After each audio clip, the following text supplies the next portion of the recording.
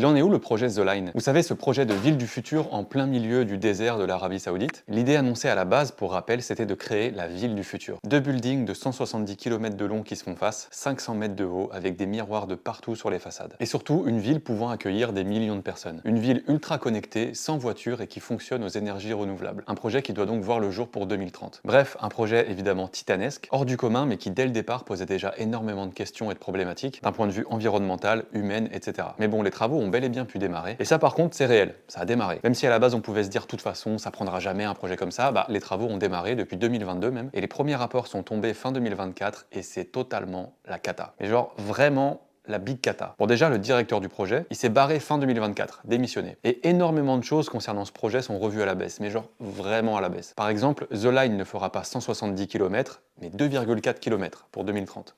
C'est vraiment beaucoup moins. Et 300 000 habitants au lieu des millions prévus à la base. Bref, au-delà de ça, il y aurait a priori les pires conditions possibles sur les lieux de construction, avec des abus humains, éthiques, bref, tout ce que vous voulez. Des cas de viol ont été déclarés, mais aussi de suicide.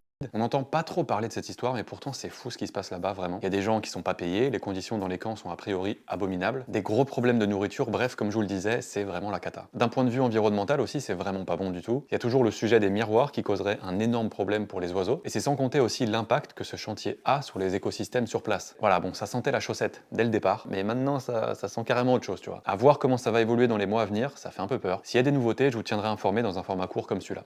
À bientôt.